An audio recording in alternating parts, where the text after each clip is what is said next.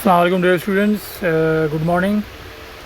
आज एक और सवाल के साथ हम हाजिर हैं। चैप्टर 6 मोमेंटम, डेविड सैंग, नई जो बुक है, न्यू एडिशन, क्वेश्चन नंबर 8 हम कर रहे हैं। अच्छा, मोमेंटम में हमने थ्योरी में देखा था कि मोमेंटम में इलास्टिक कोलिजन है, परफेक्टली इलास्टिक कोलिजन है। टकराने से पहले वेलोसिटी तो डायरेक्शन किस तरह लेते हैं, टकराने के बाद वेलोसिटी हमें निकालनी होती हैं, ठीक है। और पेपर 1 में भी अक्सर जो है वो MCQs में ये ऐसा सवाल आते हैं जिसमें हमें कोलिजन के बाद डायरेक्शन ऑफ वेलोसिटी निकालनी होती है, ठीक है। तो ये भी मोमेंटम का न्यूमेरिकल बेस्ड सवाल है। अच्छा, इसके अंदर वो कह रहा है कि कार ऑफ मास 1100 kg, ठीक है, ये मास है 1100 kg, वो ट्रैवल कर रहा है, गाड़ी ट्रैवल कर रही है 24 मीटर पर सेकेंड, ठीक है। तो ये समझा कि इसकी इनिशियल स्पीड है, क्योंकि बाद में रेस्ट में आएगी गाड़ी। अच्छा, जब ड्राइवर ब्रेक अप्लाई करता है तो वो डी एक्सेलरेट होती है, ठीक है। डी एक्सेलरेट का लफ्ज़ बड़ा ख़ास है। इसका मतलब अगर हम यहाँ से एक्सेलरेशन निकालेंगे या फोर्स भी निकालेंगे तो नेगेटिव में आएगा, ठीक है। रिटार्डेशन होता है डी एक्सेलरेशन। इसका मतलब क्या होता है कि जो फाइनल वेलोसिटी होती है, जो फाइनल वाली वेलोसिटी होती है वो कम होती है और जो इनिशियल वेलोसिटी होती है वो ज़्यादा होती है, तभी हमारे पास डी एक्सेलरेशन होता है, ब्रेक अप्लाई होता है, गाड़ी रेस्ट में आ जाती है, ठीक है। अच्छा, वो कह रहा है कि डी एक्सेलरेट होती है यूनिफॉर्मली और रेस्ट पे आ जाती है, यानी फाइनल वेलोसिटी 0 हो जाती है, यानी उसको कहता हूँ v, ये 0 हो जाता है। और टाइम जो इन्होंने दिया हुआ है, टाइम इज़ 20 सेकेंड, ठीक है। टाइम इन्होंने 20 सेकेंड दिया हुआ है, ठीक है। तो मास दिया हुआ है, इनिशियल वेलोसिटी दी है 24, मास 1100 kg।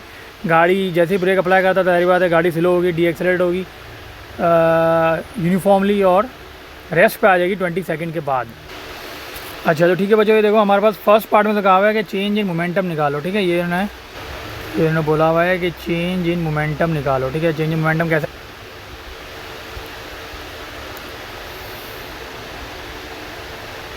पार्ट में होगा change in momentum. Change in momentum क्या होगा, डेल्टा पी से हम डिनोट करते हैं। चेंज इन मोमेंटम ये होता है MVF, M/V फार्मूला होता है मोमेंटम का।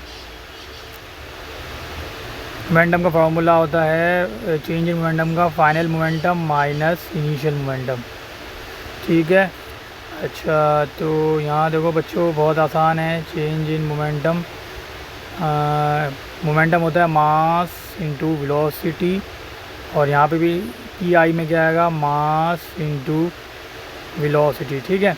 फाइनल मोमेंटम हो तो हम यहाँ फाइनल वेलोसिटी लगाएंगे और इनिशियल मोमेंटम है तो हम यहाँ इनिशियल वेलोसिटी लगाएंगे, ठीक है। मास दोनों के कॉमन है तो मैं कह सकता हूँ दोनों सेम ही है। 1100 kg है गाड़ी का मास, तो मैं मास कॉमन ले सकता हूँ यहाँ पे, ठीक है। और ये हो जाएगा VF माइनस VI, ठीक है। मोमेंटम में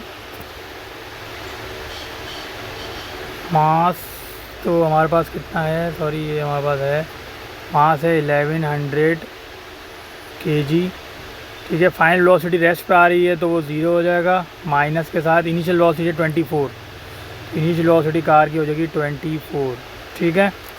तो जब हम इसको मल्टीप्लाई करेंगे तो हमारे पास ये मोमेंटम का आंसर आएगा -24 मल्टीप्लाई बाई 1100, ठीक है। तो ये हमारे पास -26400 न्यूटन, ये हमारे पास मोमेंटम आ जाएगा, ठीक है। बच्चों ये हमारे पास आ गया मोमेंटम। मैं पिछली वीडियो में आप देख लेना सोल्यूशन थोड़ा बैक करके, ये मैंने खाली मोमेंटम की वैल्यू कॉपी की ताकि मैं आगे ब्रेकिंग फोर्स निकालने में काम आएगा, ठीक है।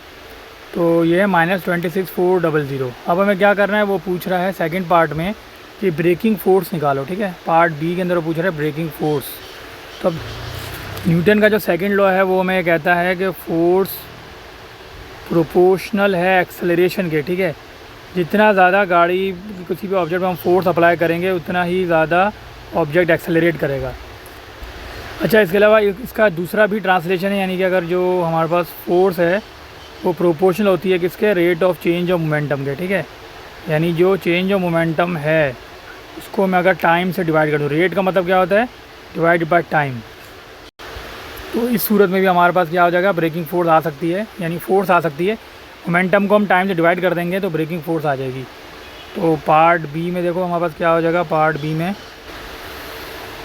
फोर्स बराबर है change of momentum divided by time, ठीक है। तो हमारा चेंज ऑफ मोमेंटम ये यहाँ पे आया हुआ है 26,400 माइनस के साथ, तो ये जगह -26, ये जगह -26,400 और टाइम मेरे पास दिया हुआ है, टाइम मेरे पास ये दिया हुआ है, ठीक है, 20 सेकंड। तो मैं यहाँ डिवाइड कर दूँगा 20 सेकंड, तो ये हमारे पास वैल्यू -1320, फोर्स का यूनिट होता है न्यूटन, ठीक है। अब देखो बच्चों, समझने की बात है नेगेटिव क्यों आ रहा है। ये जो नेगेटिव साइन आ रहा है इसी वजह से आ रहा है कि ये बता रहा है कि फोर्स जो है वो ब्रेकिंग फोर्स है, ठीक है, ब्रेकिंग या डी एक्सेलरेटिंग फोर्स है, ठीक है। ये तो ब्रेक हो गया, या हम इसको ये कह सकते हैं कि ये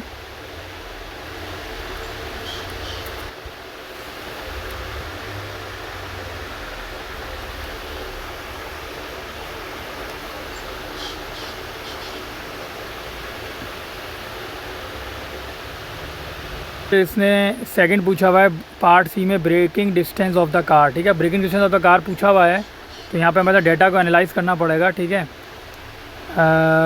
डिस्टेंस तो हमारे पास क्या होता है, अच्छा डिस्टेंस हमारे पास पार्ट सी के लिए जो डिस्टेंस है, पार्ट सी के लिए अगर हम निकालेंगे तो डिस्टेंस का फार्मूला होता है हमारे पास वेलोसिटी मल्टीप्लाई बाय टाइम, ठीक है। लेकिन अब यहाँ एक प्रॉब्लम ये है कि हमें किसी खास टाइम पे वेलोसिटी नहीं दी हुई, ठीक है ना, रेस्ट पे अलग है, और